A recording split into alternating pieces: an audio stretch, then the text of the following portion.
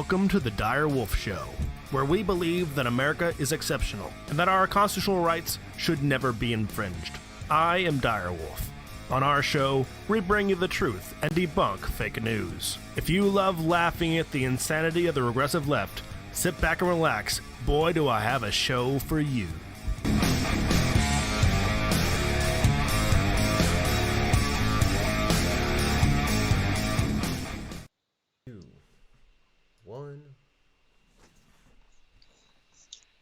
Welcome back, Wolfpack. Welcome back, Wolfpack. Dire Wolf here for a Dire Discusses on the filth column and Michael Flynn. Along with me is my co-host and producer, Fox Trevize. How you doing, buddy? What is a filth column? Oh, that was what? Fifth column. Fifth. There's no L I thought in there? No, it was mockery. Oh, okay. Well, the fifth column is mockery in its own. It's highbrow. Filth column is lowbrow. You've taken my joke and literally run it through the mud. Yes. I'm glad you caught on to my joke. Anyways, moving on. So thank you guys for making this show possible. It's all up to you guys. With you guys sharing this video, liking, subscribing. It only exists because you guys keep coming back for it. And the only way we're going to grow is if you guys take the few seconds it takes to click that share button on your social medias. Because, Absolutely. YouTube is not going to help us at all. DLive is not that popular yet. Definitely not the news on it, I don't think. But hey, in any case, so this is about some of the revelations that came out recently with Michael Flynn and how he's basically very recently. He's been it's a long story. It's been a saga, you might say. So we have to tell you a bit of the history behind Michael Flynn before we can really explain to you why the new information that came out recently matters. Plus, probably a lot of people have forgotten about Michael Flynn. We haven't, because what happened to Michael Flynn was a great injustice, and it shows that we have people in great levels of power in our government who aren't elected, who have destroyed a lot of people's lives, and we only know about some of the stories, about some of the highest profile people who had some means to defend themselves and were high profile enough to have friends who cared. So the gravity of the situation is, not only was it an injustice of what happened to Michael Flynn, to Trump, to many people on his staff who were targeted for political reasons, because they wanted to destroy Trump and anyone around him that would help him. What is also important is because they are examples of the power they yield in darkness and what they can do to anyone, and they have done to many. So there's some lessons here. But before I get ahead of myself, let's go into the actual story. All right, so we're gonna go through kind of a little history lesson, like Dyer said, about Michael Flynn. Probably a name everybody's heard. Probably digging through your memory banks, probably having a hard time. What is it that he did? How is he involved? Because Michael Flynn was part of approximately 7 or 8. I'm not even being facetious. 7 or 8 scandals ago was when Flynn was relevant. So there's been a lot of bodies left behind during the Trump derangement the last 3 years, scandal after scandal after scandal, and every one of those there's leftover bits, and Flynn is one of the leftover bits from one of the very first. So yes. we're gonna go through kind of his history of who he was, and then how he got kind of caught up in Trump's black hole orbit that just tears you apart. Yeah, let's start off with his service record, because he served honorably for a very long time. He commissioned in the Army. He was an officer in 1981. That's a long time ago. He participated in basically every war since that time, with a focus on military intelligence.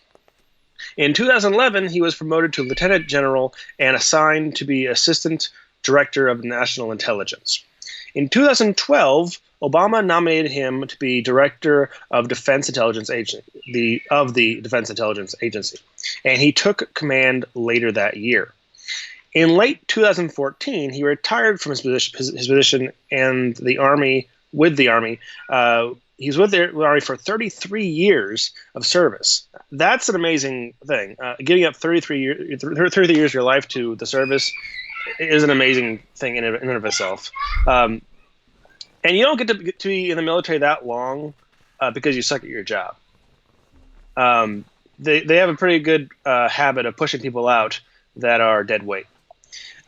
So in retirement, he leveraged his active security clearance and his intel experience to start a company with his son that offered consulting services for businesses and foreign governments, though he did not register with the DOJ as a foreign agent, which only means he was receiving money from foreign states and advocating on their behalf. Was he? Yeah, so one of the things that got him, basically the thing that got him tripped up, is that he didn't register for that foreign, I forget what it's, do you remember what that thing's called? They've been trying to pin this on a lot of Trump people.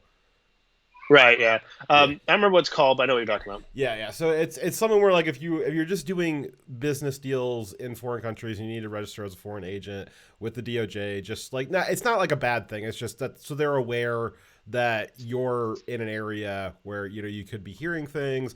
I mean, that's how they got the CIA was working with Carter Page after he had registered because he was doing a lot of big business deals. He had registered as a foreign agent. He was doing a lot of big business deals abroad, and the CIA tapped him to, hey, we would like to, we'd like you to be an informant. Just keep your eyes and ears open and let us know what you see is going on out there. It's just kind of a way of the government to keep track of potential assets out in foreign territory. And then also, obviously, if there's any kind of corruption going on, it's also an easier way for them to track you down. It's a very minor thing. Flynn is technically the first time that was criminally pursued for not registering as a part of that foreign agent thing. Normally, it's it's a fine. It's like a couple $100. You get a slap on the wrist, and then it's not a big deal usually. But that's important. So he didn't actually he didn't register in that, and that was one of the things that Mueller was trying to pin on him. That's one of those laws getting that a little bit ahead of myself. That law is less about any practical reason. I think it's kind of an overstep to require someone who has a business deal internationally to register and fine them if they don't. But I think that's more of it's just something they can use to investigate you. So it's something that most people aren't aware they need to do, right? A lot of people have had foreign business deals, particularly as you go up in scaling up in business, and they wouldn't probably be aware of that unless they were consulted to know about that. And I think it's more of just a reason to say, oh, we think that they're breaching this act by not registering, so we can investigate to see if they actually are, say, spying on us or something. Yeah, it's one of those things where it's just the bureaucracy exists to perpetuate the bureaucracy, and part of that is making up paperwork that doesn't have any real purpose to it. So that's one of those things. I do see some value in tracking again for just knowing who's out there and what they're doing, but I don't know. It's still beyond the purview of the Constitution. I will give you that. Yes. All right. So that's kind of who Flynn was. That was him up through 2014. How did he get working with Trump? So during the 2016 election, Flynn's new company, like Dyer just said, he had a little consulting company. During the 2016 election, that company consulted with Carly Fiorina, Scott Walker, Ben Carson, Ted Cruz, and in February of 2016, Donald Trump. So his consulting company was consulting with like half the field. But he started working with Trump, the Trump campaign in February 2016, and then they came on basically full time as advisors for the Trump campaign. His name, Michael Flynn, ended up on a very short list of running mates that Trump was considering. So he could have been VP, but Trump picked Pence instead. And then about 2 weeks after November, when Trump won, Trump slated Flynn to be nominated for National Security Advisor. So he's already starting up lists of who he was going to appoint to where.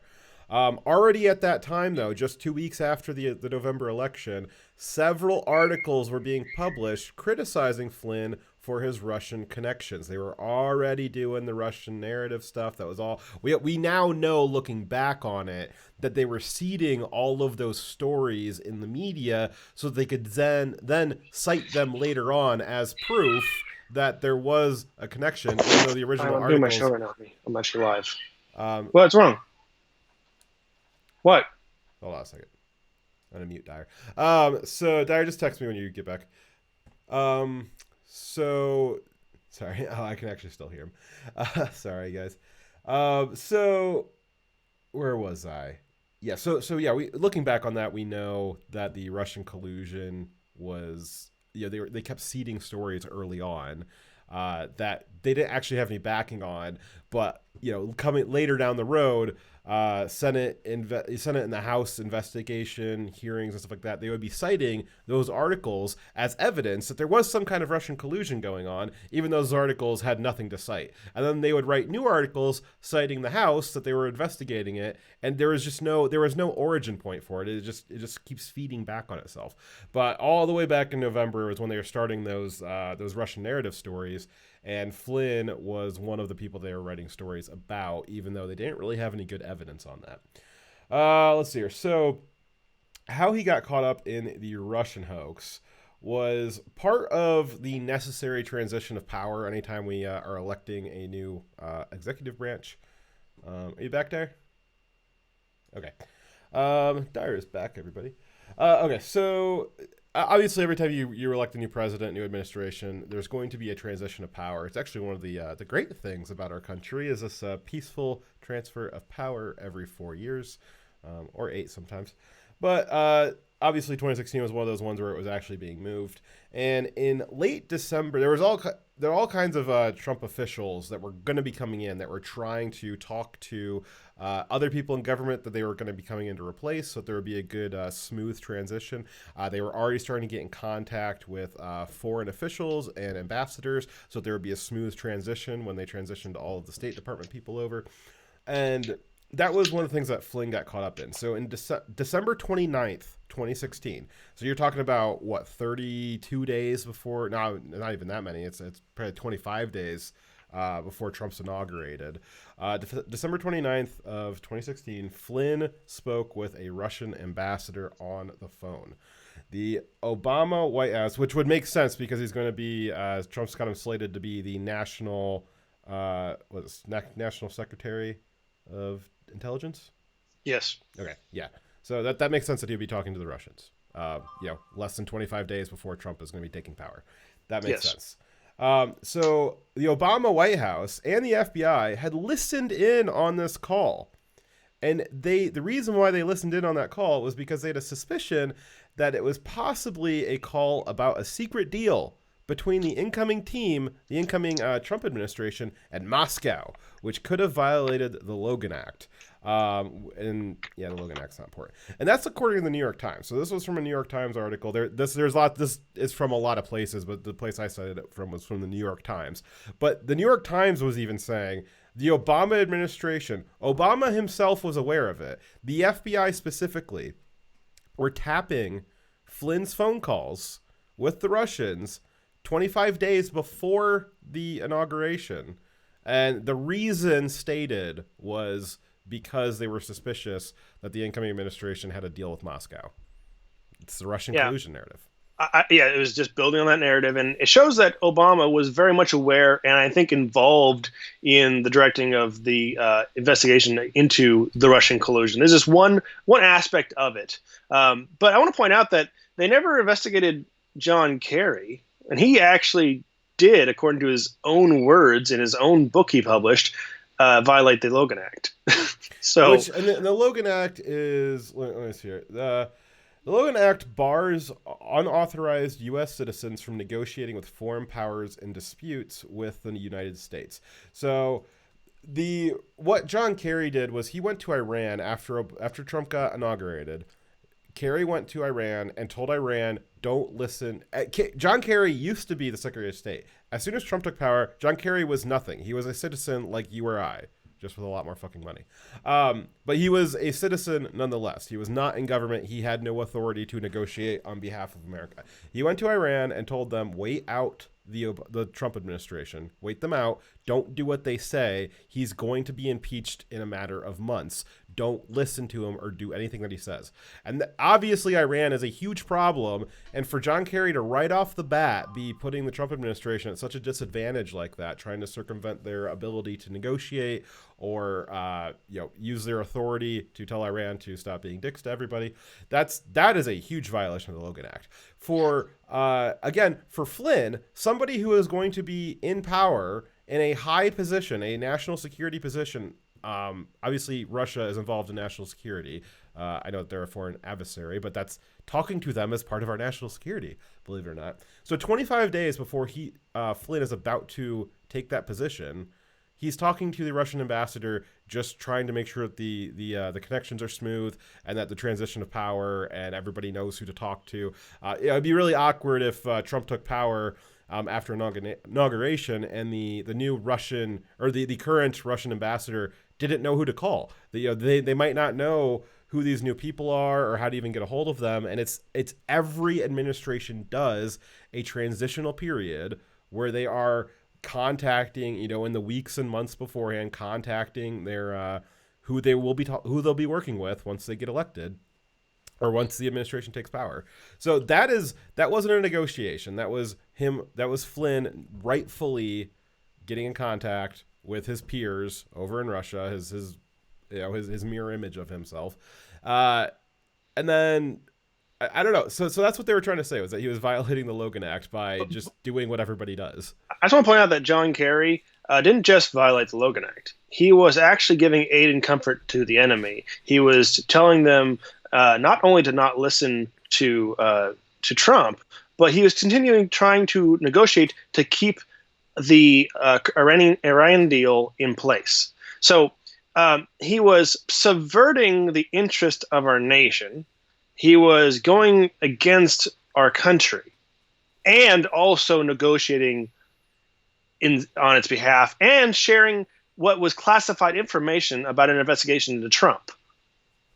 So he broke several laws there. But the one that they're trying to get Flynn on, breaching the Logan Act, that he actually did that very clearly and with a big impact, right? Of removing Trump's credibility in negotiations, making any kind of negotiations with Iran basically useless, right?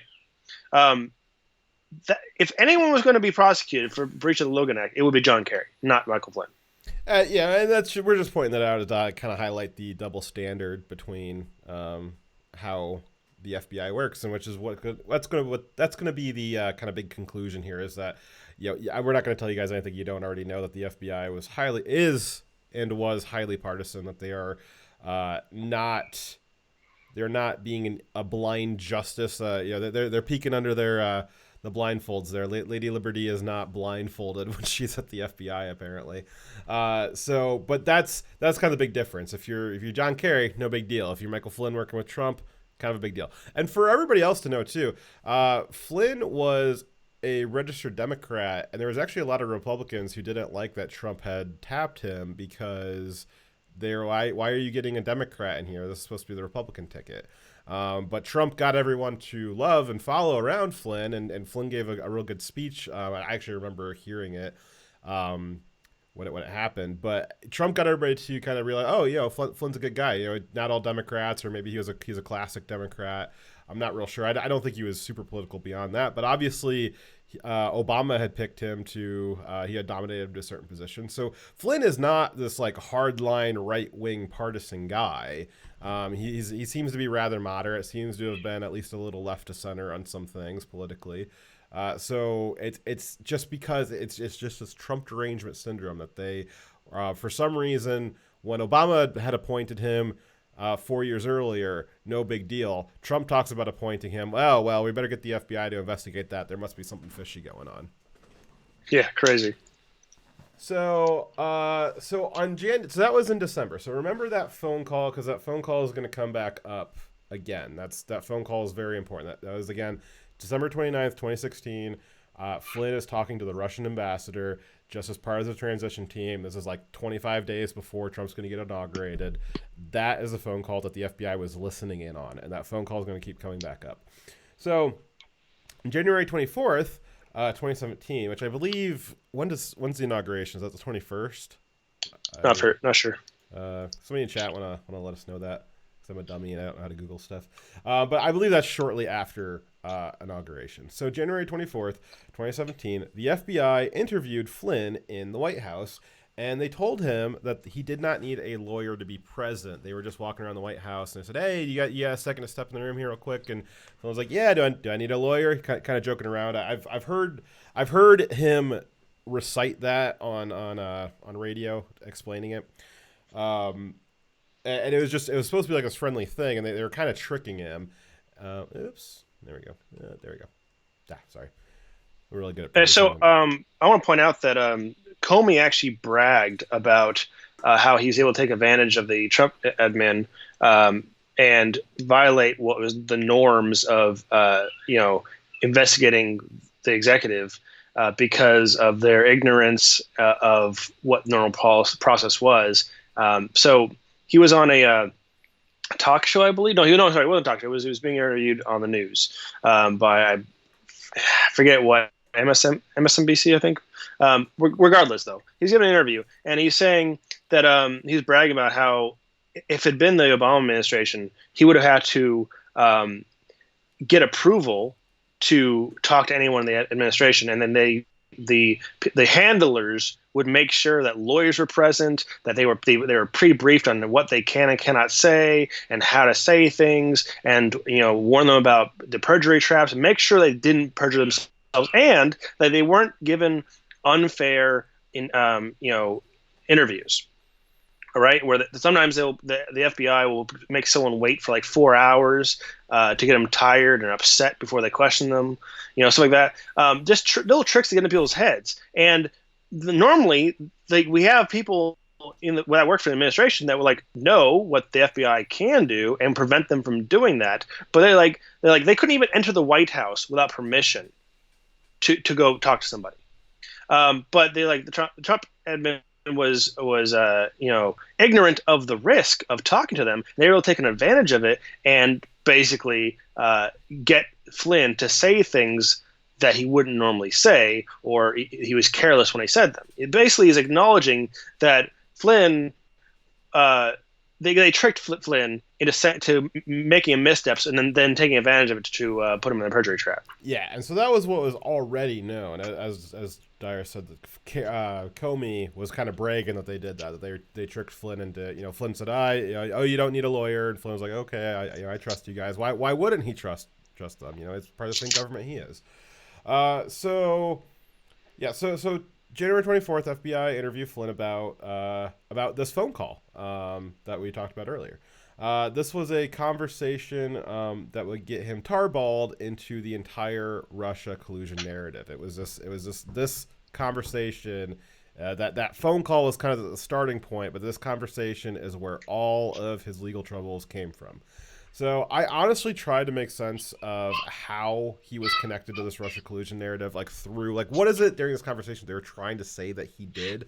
And I spent about 30 minutes trying to figure out what it was. And then I stopped trying to figure out what it was because I remembered that there was nothing really to make sense of. There was nothing to make sense of what Flynn was doing to be involved with Russia, because the whole Russian collusion narrative was a continuously evolving fiction that never made any sense in any iteration of it. I think there was 3 or 4 different kinds of Russian collusion throughout the Mueller investigation. And I could not make sense of where in which one of those narratives Flynn was supposedly have been stuffed in there by the FBI and by Mueller. It's obviously it's all fake. So again, trying to make sense of a fake narrative is kind of a fool's errand. So I didn't. And you guys will just have to be satisfied with that. That is how he got involved in all of this is through this conversation. Let's see here. And then on February 13th, Flynn resigned. So January 24th, he gets interviewed by the FBI. They kind of entrap him with that.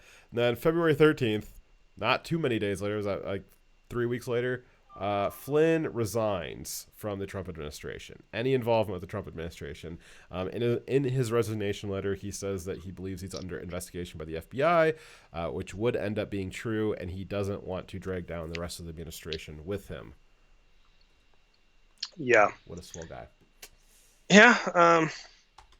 He was a good guy. Is a terrible that the FBI destroyed or tried to destroy. And well, let's be honest, they destroyed his life. We'll get into how they did that, but they owe him a lot, and a lot of people need to go to jail for what they did to him. So, are we on section 4? Yes. Okay. So, pleading guilty after threats to take his son. So, by the end of 2017, the Mueller investigation was in full swing. And by December of that year, Mueller had set his sights on Flynn. And Flynn was offered a plea bargain if he pled guilty to willfully and knowingly making false statements, false, fictitious, and fraudulent statements. That's in quotations.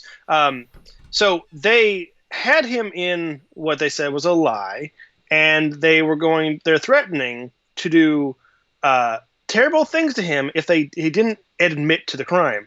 Now, just a side note here, this is what any intelligence agency and even the police will do to you if they have, and whether or not they actually have any real evidence of a crime. They're asking for you to admit to the crime because they don't have evidence enough to prove it in court. That's why they want you to admit. But they're going to threaten you up and down, all the terrible things they're going to do to you because they got such a solid, ironclad case against you. But keep in mind, they wouldn't be asking for a confession if they didn't need it.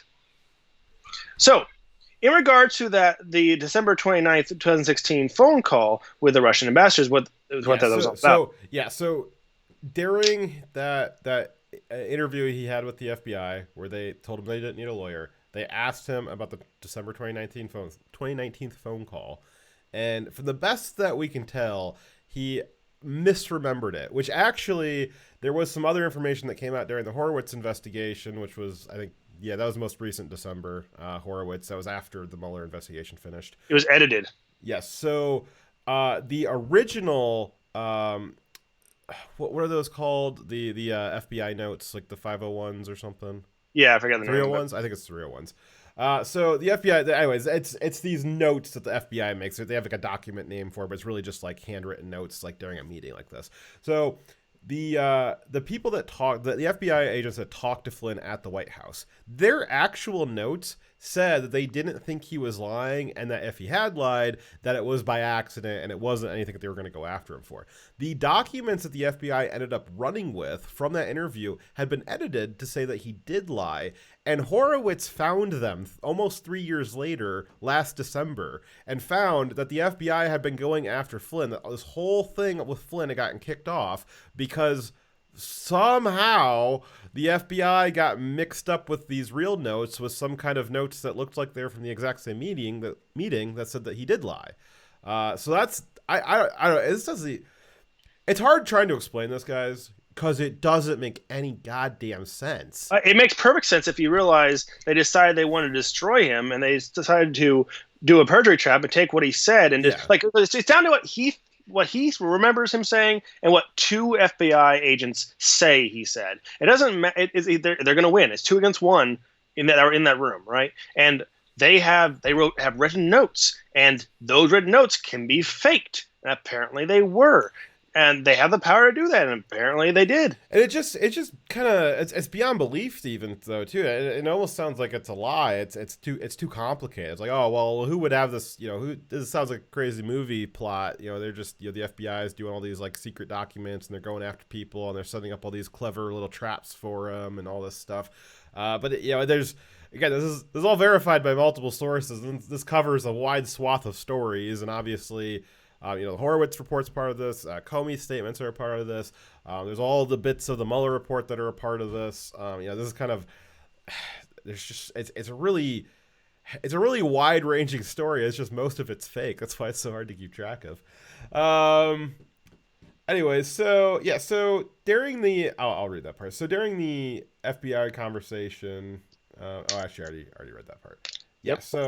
Yeah, so basically he misremembered the date that he I think is what it came down to. Yeah, it was just the date. Yeah, it was the date that the phone call took place.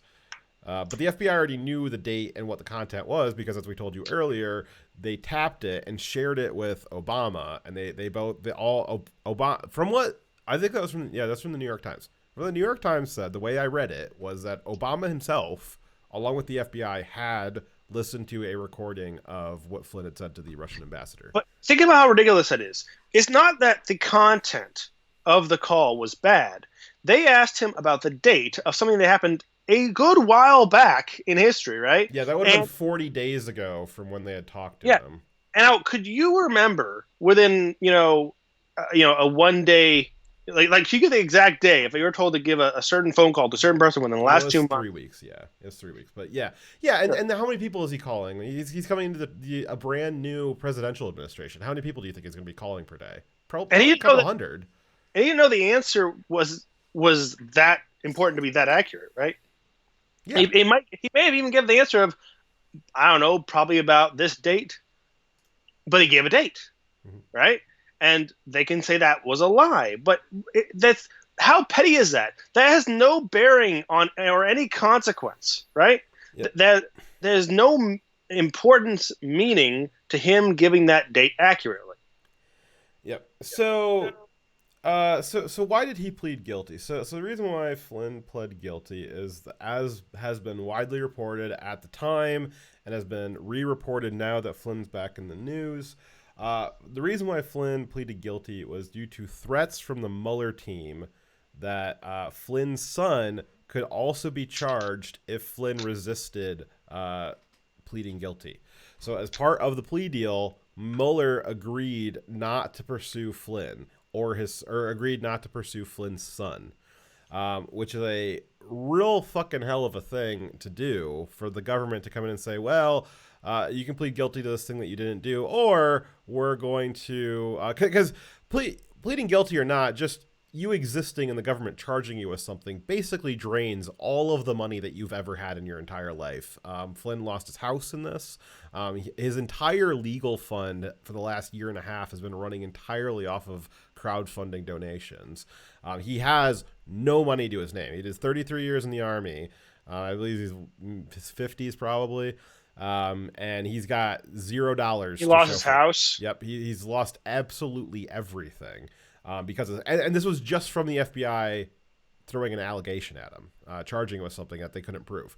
So they were threatening to do the exact same thing to his son, to charge his son and drain all of his son's money out of him, and then basically destroy his son just like they're destroying Flynn. So Flynn pled guilty in agreement that Mueller would not pursue his son, and this is all based on total bullcrap. There's nothing. There's nothing there. There was nothing there at the time. It's been shown from multiple sources, multiple angles that there was nothing there. The Mueller report showed that there was nothing there. The Senate investigation showed there was nothing there. The House investigation showed that there was nothing there. The Horowitz reinvestigation of the investigators showed not only was there nothing there, but they were actually fabricating stuff. And then there was another investigation into the investigation that wasn't Horowitz. I forget what that one was, but that one also came back that there was never anything there to begin with. So it's pretty wild that they did that to him. So 3 years later, after Flynn, all this stuff happens to Flynn. Again, like I said, we now know that the whole Russia thing was a total hoax. All the hearings. All that stuff, and I don't have 6 hours for me to just say nothing burger over and over and over again. So we're not really going to go through, all of why it was a hoax. I think you guys all know that already. I think that the biggest evidence of the hoaxing of it is that the Horowitz report in December. One of the things it came back with was 17 specific material errors by the FBI, and material errors is like the technical term for it. What it really means is lies, like hard lies. So they came back with 17 specific times where the FBI lied about something during the investigation of the Trump campaign. One of which involved the FBI just altering a document that said that Carter Page was the page that they altered originally said that Carter Page was a CIA informant, that he was, while he was doing international business deals, he was coming back home to the CIA and letting him know what he saw and heard while he was over there. And so there was a document that said that Carter Page was a CIA informant, and the FBI just altered the document, and it's all of a sudden said Carter Page is not a CIA informant. So that's basically what they did to Flynn too, where the notes that the interviewers from the FBI took at the time said Flynn didn't lie. They just altered them, and all of a sudden they said Flynn did lie. It's so easy just to change words like that. And I just don't know what to do with the FBI anymore. So all of that happened. Like I said, that was a while ago. It's been 3 years. Flynn has still not been sentenced, though he does remain charged.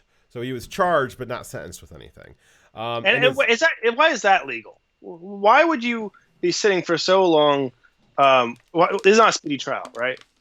Yeah, this is ridiculous. But you know what, that holds up, right? Because back on 15 March of this year, Trump said, it was reported that Trump was considering doing a pardon for Flynn, and they've been waiting a long time just for him to have a sentence for them then to pardon, right? I don't know what they're going to sentence him with, because they've been charged, but other than the fact that he pled guilty, which that lets them skip over the trial. And I think that the problem with the sentencing is they don't know what to sentence him with, because there's no evidence that he did anything. He's just him saying that he's guilty to something that he didn't do. I think there was a story a while back, it was last year, where they went for over a year of jail time was offered, but then that was rejected by the William Barr. Oh, Slowpoke gave us a donation. Is Mr. Barr's first name William? Yeah, it's Bill Barr. Will Barr. Bill Barr. Sorry, Bill Barr. So yeah, Bill Barr had actually spoke out about that that was not the sentencing that they had approved. Slowpoke gave us $2. Thank you very much. I'll replay your. Oh no, wait, never mind. It wasn't a reading thing. So it says Foxman Dyer. All I get from this is never trust the government to not be dicks. Yes, I think you. Yes, yeah. There's a double negative there. Confused me, but yes, you're right. Seriously, how did people forget this happened? I kind of recall this. And two, how the hell did this even happen? But I better stay quiet for my own good. They already know where the thinking about Flynn is the least of the stuff that the FBI has on you, Slowpoke. We all know that. And like half of it involves plungers, and your internet history. Yeah, I think Slowpoke's doing the Lord's work though. He is probably emotionally scarring the FBI agents that are on his case, to the point where they are unable to speak ever again. So I keep it up, Slowpoke. You are getting back at the FBI, one censored picture at a time. He's also slowly teaching the FBI, the CIA AIs to associate terrorist language with sexual images, so that it's capturing more and more of them, forcing the people that actually review the content to see more and more of it. Good job. You're teaching the AI. Perfect. Alrighty, so yeah, I guess so. That's basically why Flynn's not been sentenced yet. It's just kind of sitting there. Nobody knows what to do with it. But I believe he still has a house, but not like the one that he. Well, he has somewhere to live, yes. But the house he owned is now he no longer owns it. Yeah. Like I said, he has no money. All of his legal funds are crowdfunded. I do remember. About a month or two ago, I heard an interview from his lawyer, and she was doing a lot of it pro bono. There was a lot of people working on it, which is that's nice, good service to him. But it's just I can't believe that he had to deal with all that. So what is the reason why we're talking about this tonight? Well, there was, in addition to all the stuff that we already said, which I think kind of Swiss cheeses that entire argument to begin with, that there was the entire idea that Flynn was charged with something doesn't make sense to begin with. We got some real hard confirmation this week, actually yesterday, that the FBI had set its sights on Flynn for some reason, and they wanted Flynn by any means necessary. But first, Dyer, why don't you tell us what Trump said about the new information that came to light? Because the information that came to light is pretty damning, but man, Trump was letting loose today about it. He said, "Dirty, filthy cops." I watched this, by the way. At the top of the FBI. That means the FBI was the bottom. He said earlier today. Sorry. He called them dirty, filthy cops. And he said that over and over again, actually, during the press conference. Well, I think that's all the FBI is at this point. I think I made it pretty clear last few months during all the Horowitz revelations. We kind of wanted to believe that there was something redeeming about the FBI at some point. You kind of want to trust the institutions. There's a lot of people who don't trust their government institutions, right? Like I don't either. I wish I could, right? They exist there. That they whether I want them to or not, they do exist, and it would be a plus if you could trust them. It's just you can't. And I kind of a while ago, after the Mueller investigation got finished, after the Ukrainian Boogaloo, I can't believe that was a whole other thing. And then the Horowitz reports coming out, investigating what the FBI actually did and showing all these things that they did wrong. I came to realize that it wasn't just Carter Page, or what is it? Lisa Page. There's too many people named Page in the government. Lisa Page and Michael Strzok and all those people. Peter Strzok. Yeah. Peter Strzok. Yeah, there's a couple of those key names there. Kind of their head honchos there, the people in charge. I came to realize after all of these revelations from the Horowitz report and all these other failed investigations that it wasn't just them. That's what we had wanted to believe, that it was just those couple of people, those handful of names at the top that were the problem. But what you got to realize, what I came to realize, was those people at the top don't do what they do without hundreds, maybe thousands of support staff and support agents at all kinds of levels helping them do what they do. The Crossfire Hurricane, which is one of the things that where Flynn got caught up in, that operation was Crossfire Hurricane, which was had 3 iterations to it, and for lack of a better way of explaining it, the Crossfire Hurricane was just meant to destroy Trump by any means necessary, and Flynn was one of the ones who got caught up in that crossfire.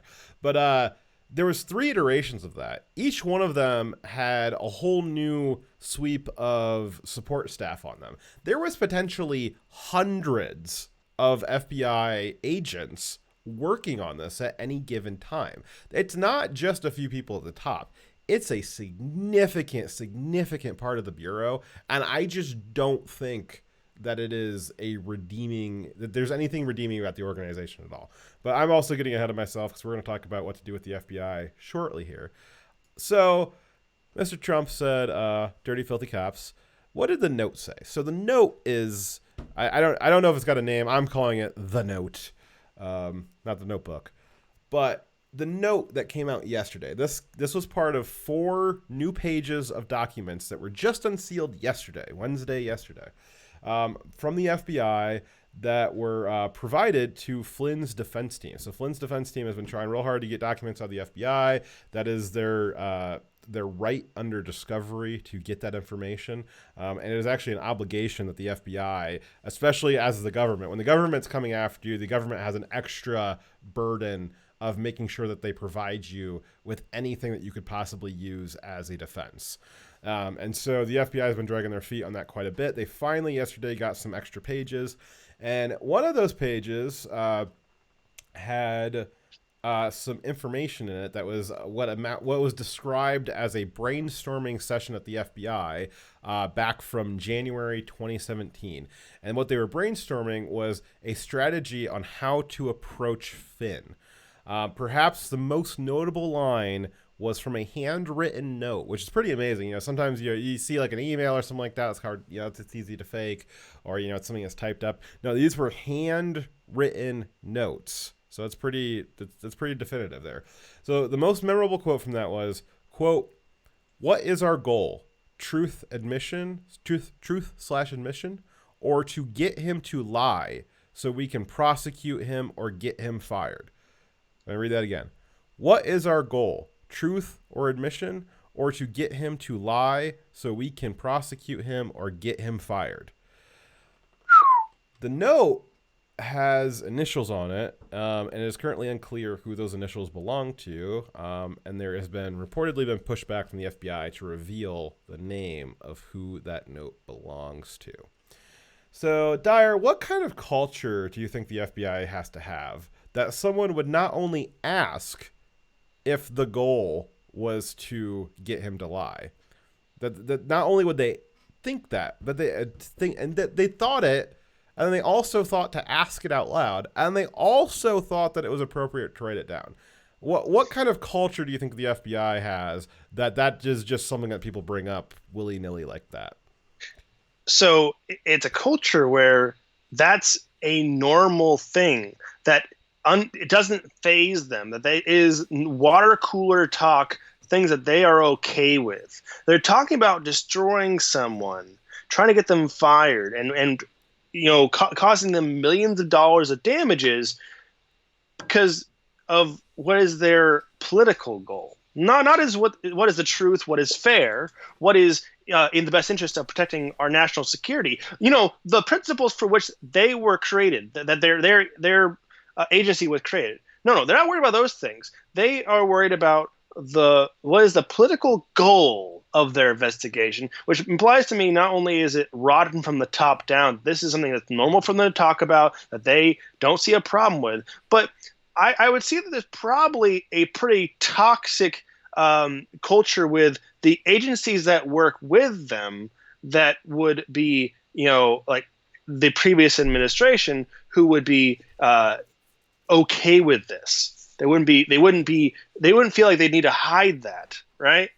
Even if they had a bad culture themselves, but they were self-aware, or that the rest of the administrations would be opposed to that, then they would still be secretive about it. More secretive. Yeah, I think that this question too kind of puts in the state of the mind of some of the agents. It seems like one of them, they're like, well, it's not uncommon that we, instead of seeking the truth, we try to just trick someone into lying.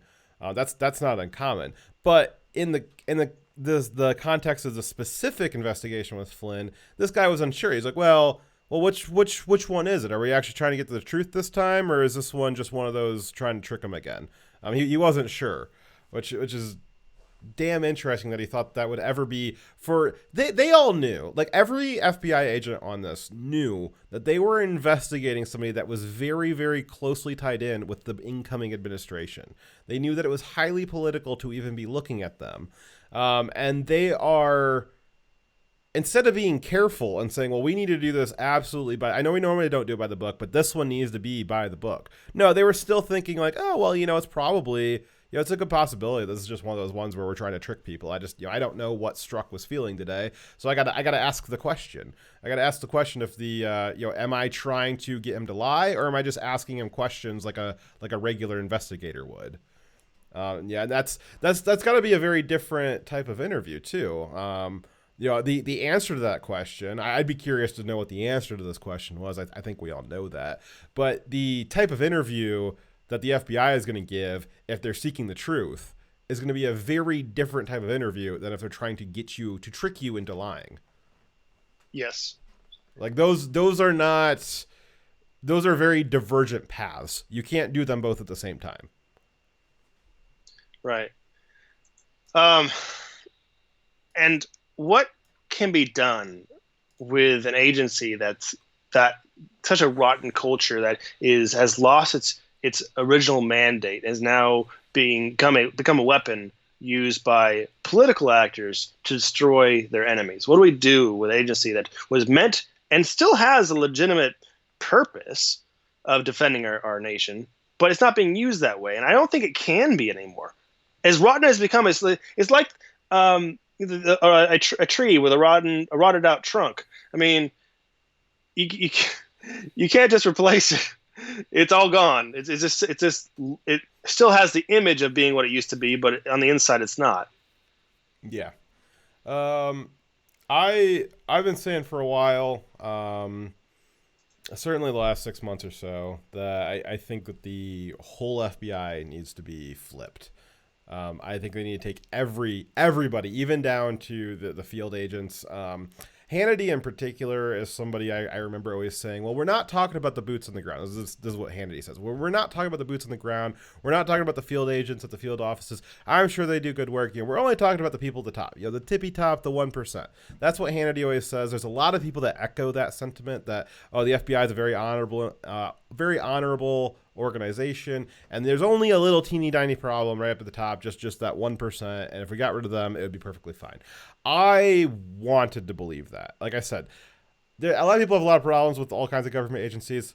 I'm very libertarian, I agree with you, but these are organizations that we do live with them. You can't just will them out of existence. So while they do exist, my preference is that they would be trustworthy organizations. Clearly they are not, but it is still my wish that they were. So it's very disconcerting that I want to believe that they're trustworthy. I want to believe that it's only 1% of them, but it can't possibly be true. It must be hundreds, if not thousands of agents that are involved in this from the top down. I've made this analogy before, and I know it's a risky one because the left likes to overuse it, but I do think that this is an appropriate time to do it. I'm sure that there was honorable men in the SS. Their organization, though, was not honorable. The people at the top that were leading it did not do good things with it. So while there may be good individuals within it, there may be good individuals within the FBI. There surely probably are. I don't think that's 100%. That they're all bad. I'm sure there is a lot of people in there that were, that they do have that fervor to be a good cop, to do truth and justice and all that stuff.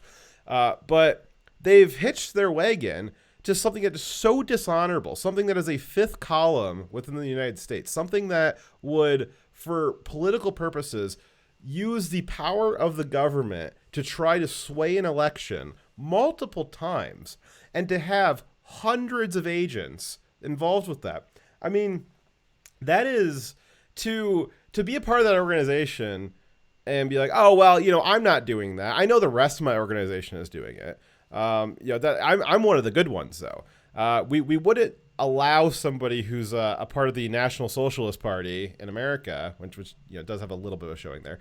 I'm sure that there's some people in there that have, they're not terrible people. They just got mixed up with the wrong crowd. But the fact that they've hitched themselves to that organization means they no longer get the luxury of having honor. And I don't think, even if you're a good FBI agent, I think you are no longer afforded the luxury of claiming that you've got honor. You've attached yourself to such a dishonorable organization, and you are either complacent with it, because at the end of the day, again, right? If you all of a sudden found out that, Dyer, so if all of a sudden, let's say Trump really was a fascist. Let's say he ordered the military to start going through the streets and start rounding up people of a certain persuasion and doing bad things to them. Would you just be like, oh, well, it's the military's just going through a phase. I'm one of the good guys still, so I'm just going to kind of ride it out. Or would you probably defect? I definitely wouldn't do it a second time. Yes, I definitely defect. So, but I want to point out one thing, though. So the SS were the political, the violent portion of the political party that helped put Hitler in power. They were violent activists before they joined. They weren't just regular military or a regular bureaucracy that existed before Hitler. I was just trying to use SS as a proxy for saying naughty words. I know. I'm just sure that someone else might know their origin and know that they were basically handpicked because they were violent radicals. As a way to throw away your analogy, but your analogy was good, just not for that particular group. There's a lot. But I think the one with the military though, I think that's maybe a better one. But way better one. So, but that would be what I'd expect of an honorable FBI agent. I would expect that if there is honorable FBI agents, that they would say, "Wow, this whole thing is not what I signed up for," and I would expect mass defections, and if they are not defecting, if they're not, and you don't defect from the FBI, you retire or quit. But you kind of get where I'm going with that. If you are staying there, though, you are complacent with all these things that they're doing. Every FBI agent that is not quit over this, they are complacent with being part of an organization that would target Trevor gave us $10. You cannot separate organizations arbitrarily. Every organization has a culture and it's not defined by the top or the bottom. It's defined by the day-to-day standards being used to operate the organization. It's boots on the ground and the top brass. I think Skype's doing that thing where it's making everything quiet again. Triumvirate gave us $10. Thank you very much, Triumvirate. You've he's bought some masks, hasn't he? It's a couple. Yeah. Yeah, okay. But we already bought the masks. Oh, did we? Okay. Well, that was purchased on Sunday. Well, we appreciate that. Thank you very much. So Trevor says you cannot separate organizations arbitrarily. I think he means like within an organization. Every organization has a culture, and it's not defined by the bottom or the top. It's defined by the day-to-day standards being used to operate the organization. It's the boots on the ground and the top brass. Yeah, I agree with that totally, and that's why I was saying I wish I could believe the type of message that Hannity and others were pushing, but I just don't believe that it's possible for the 1% at the top to be able to conduct themselves that way, and the rest of the agents are they're nothing, hands up. I was just following orders. I wasn't involved. How many chocolate M&Ms have to actually just be literal shit before you're like, okay, all these M&Ms are bad, they're all tainted, because some of them might be shit, right? So the thing is, in the military, if I have a commander who gives an unlawful order, I not only won't follow it, I shouldn't follow it, and it's my duty to report it if he is trying to make me do something that is illegal or against a policy that is based off of law, right?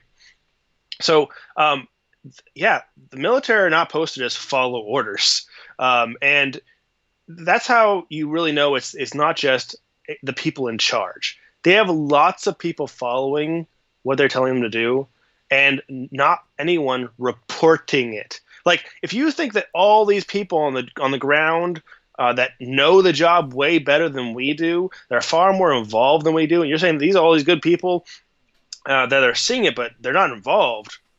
Okay, then why aren't they reporting? Why don't we have as many leakers in the CIA and FBI as we do in the White House, which basically are CIA and FBI agents in the White House leaking?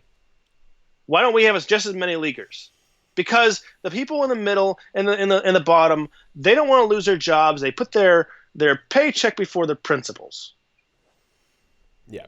I think there's probably some fear too of they see what their organization could do, and they probably have some fear of what would happen to them should they turn against it. That you look at for better or worse. I know a lot of people got a lot of different opinions about him, but I mean look at Snowden. A lot of different opinions on what he did, but after he did that, that was kind of that was kind of the end for him. He had a very, very different life after that. There is, I'd imagine, similar thing with the FBI. And we actually know that the FBI is doing things that are not dissimilar to the NSA. I just think that they're a little bit lower tech about it. But I would say that the idea that the FBI is now been shown on multiple occasions that they had an active intent to sway an election to change the result of the elected, what the elected president was. I would say that's far worse, far more dangerous than the NSA, doing dragnet on your naughty pictures.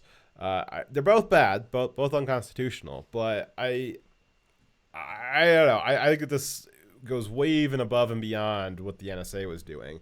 The idea that So you were talking earlier about the FBI has a purpose, kind of like that rotted tree trunk. Whether it's working or not, it did have a purpose. It does technically still have a purpose.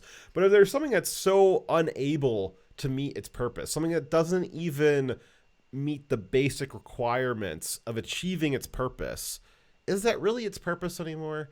Now, we might need something to fill that gap. We might need something to hold that tree up, but it certainly can't be that trunk anymore. It's not repairable. It must be something else. And so just because something is needed, we need something that fulfills what the FBI's supposed mission is.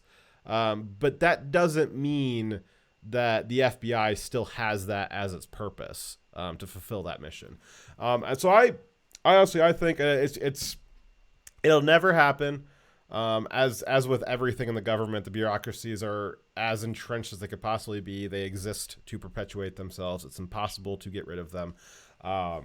It is my opinion that the only way to fix this would be to everyone in the FBI is completely fired. Everyone's gone. Obviously, there's some things the FBI does that are important, as Dyer was saying. And I'm sure that there is. And I'm sure that they are stopping terrorist events. There's kind of this idea that, for every one possible terrorist event that you hear about, there's 100 of them that they stopped and you just never heard about them. And I would say maybe that's true to a certain extent. I don't know how much that is just kind of fear mongering and kind of Patriot Act type stuff. Like, well, you gotta keep letting us sneak onto your phone and track your location and steal your metadata because they got all these attacks happening every day that you just don't know about. I don't know what the truth of that is. I'd imagine that there is probably some that they're stopping, but at the end of the day, am I going to trade the possibility of stopping a few terrorist attacks? And I'm saying that flippantly on purpose. For the idea that there's no more elections. There's a theater of elections, but the FBI gets to decide who's elected now. Is that a good trade? I don't think it's a good trade. I don't think that trade was the intent when the FBI was originally founded. And certainly not anything that fits within the bounds of the Constitution. So I think the whole thing needs to be flipped. And if we are vulnerable for a few years while we get that thing rebuilt, I guess so be it. We have 17 intelligence agencies. I think we can do with 16. I think we will survive with only 16 for a few years. So I'm of a slightly different opinion. I know that they do a lot. Then that means you're wrong.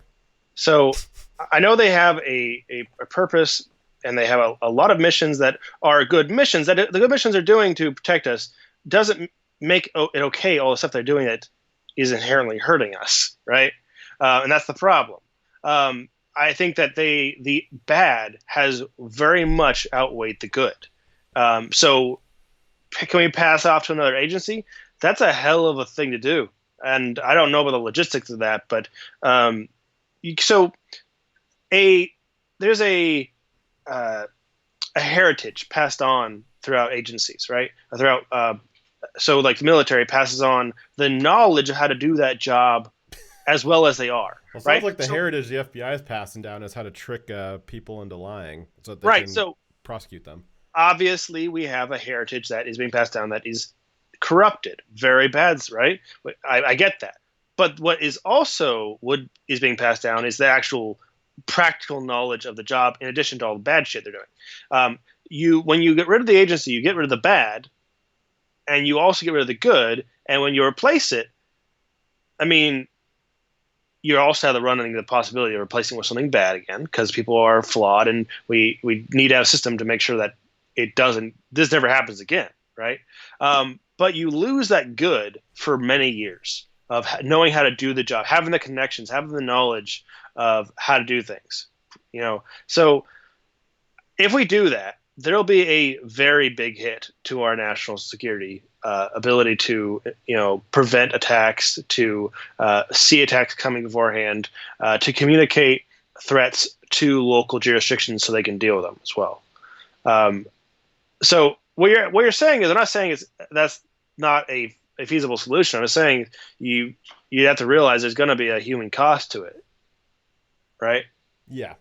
No, I absolutely agree. And I think it's I think it's. Well, I agree with what you're saying that there will be a human cost. I think that's one of the discussions that we're having similarly with the coronavirus. I think the idea of trading security for freedom has become much more visible to people. I think it was up until recently. It's been many generations since we've actually had a practical example of what that means. So it's like very tangible to see what that trade-off is between freedom and security.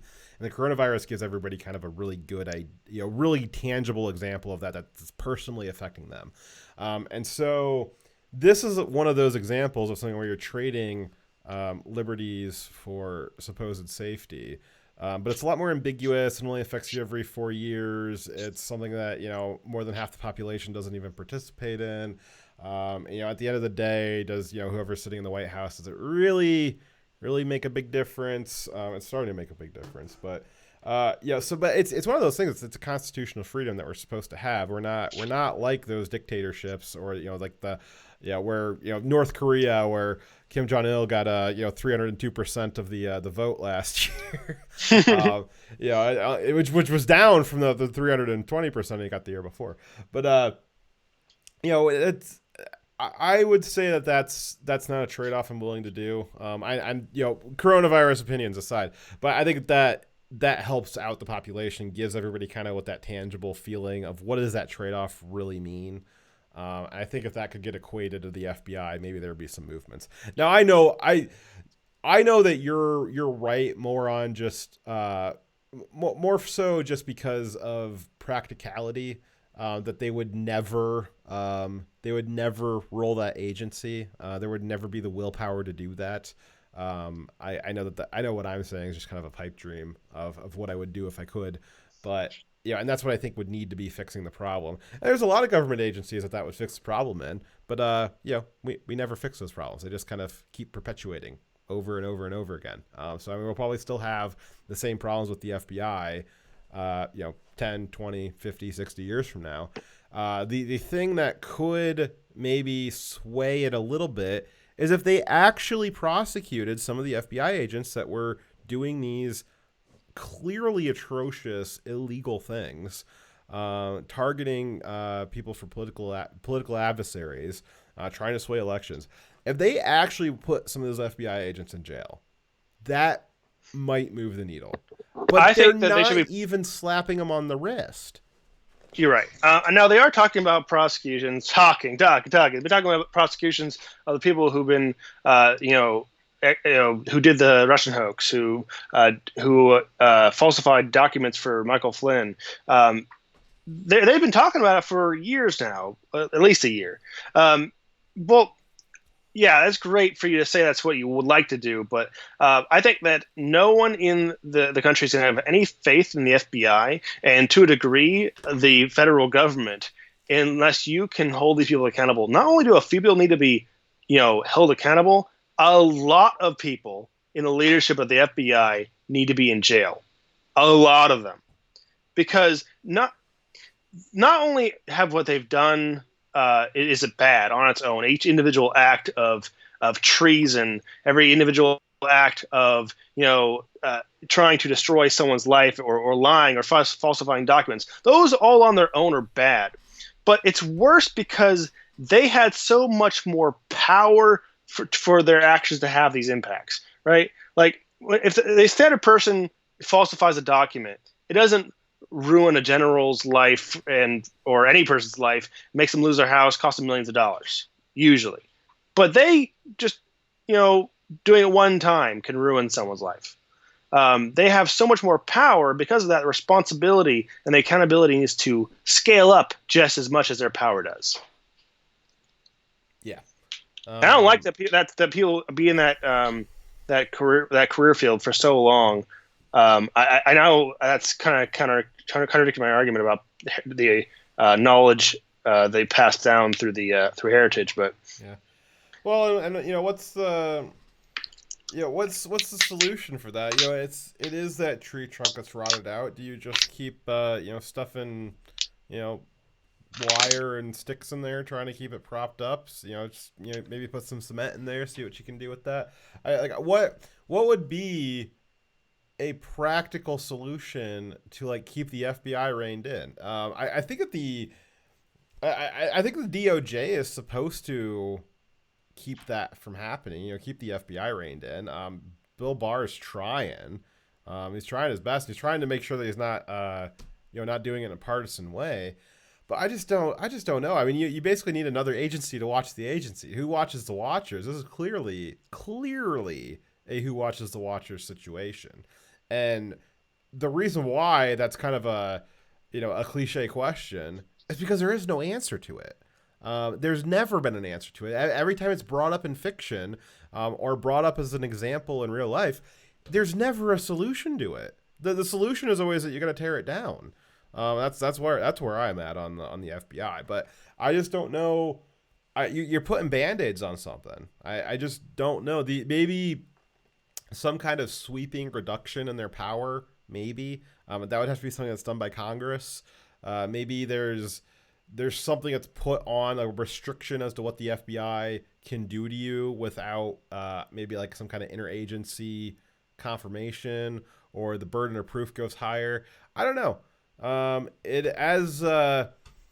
As technology continues to increase, and they've got more and more ways of getting evidence from you, and then also probably falsifying it. I mean, these are all handwritten notes that they're falsifying, and imagine what they could falsify on telephone calls or emails and stuff like that.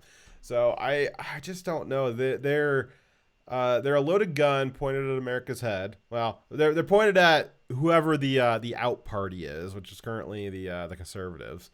Because they're not the only agency that goes after conservatives. We had the whole IRS scandals under the Obama administration. We have all of these agencies that are doing all of these political things. The IRS and the FBI are probably the ones that can do the worst things to you.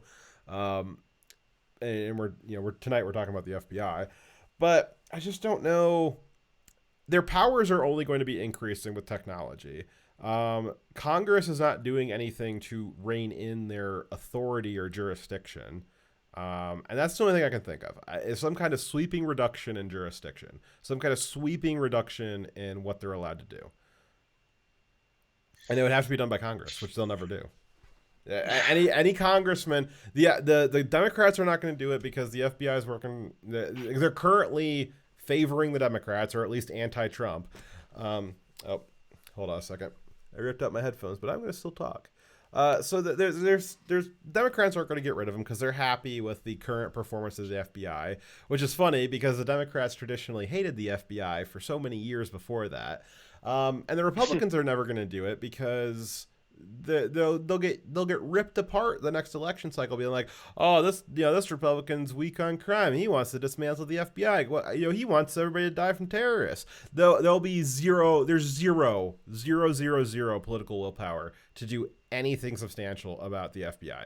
The only tangible thing that you could do, other than what I said about just flipping the whole organization, would be some kind of, like I said, congressional legislation to change their jurisdiction and their authority.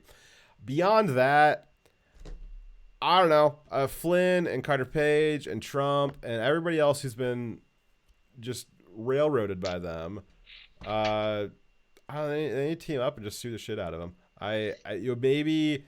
Maybe a route would be that, and maybe this could be a thing that happens, is maybe Congress could authorize a fund that if you are for just cause suing the FBI, you have an infinite legal fund paid for by the government to then sue the government that also has an unlimited fund. But that would at least give people some legal horsepower to go after the FBI. Maybe too is that maybe you can be able to sue individual agents. If you've got individual agents who you can peg this note to somebody. If we can figure out whose initials were on this note, maybe Flynn can sue that person personally, and maybe there's some kind of legal restriction that the FBI can't protect that person, and then Flynn can sue him directly. Maybe that's something that needs to happen. I don't buy the excuse that the name of that person has to be classified, by the way. Why exactly does that name need to be classified? Did you hear that? Yeah, because it's embarrassing. Whoever it is probably embarrassing. That's probably why. Oh, it probably is embarrassing. I would say it is. I think that they are an embarrassment to their entire country. But that's beside the point. So, all right. You got anything else? On this topic, no. All right. So, down with the FBI. I say that we have to. So the thing is, there is controls in place. I just lied to you, right? Barely. There are controls in place. It's supposed to be Congress. Both the Senate and the House have, people are supposed to provide oversight, continuous oversight, right? But the problem is that oversight is in some areas ineffective. In other areas, they're colluding with the corruption. So it's really a whole of government problem. Well, and you saw in the Horowitz report and in some of the House hearings that were, going alongside that were trying to investigate what the FBI did. The FBI was giving Congress the runaround, saying, "Well, we can't get you that document, or we're going to slow roll that document, or you're not authorized to see that document." And you had a lot of Congress people saying, "Excuse me, we run your organization. You report to us. There is nothing that you have that we are not authorized to see." And so the FBI is forgetting who it answers to. It's essentially, I said this to you the other day, it's basically a rogue state within the U.S. government right now. It is basically autonomous. It's doing as it pleases. It's acting as an adversary, as a independent political adversary. Yeah. Those guide rails are gone. Or they're not being used. Those brake pads that they're supposed to be able to pull on, they're down to zero. There's nothing on those brake pads. It's just metal on metal right now.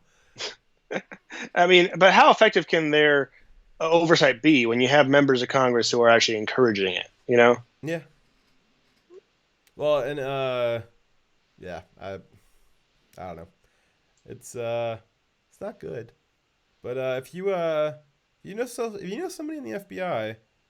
You got family, friend, whatever. I don't know. I mean, I encourage being like a SJW dick about stuff, but maybe ask him, why is it that you think that why are you staying? Like, why are you? I would, if I knew somebody in the FBI, I'd love to ask him that question. So, why?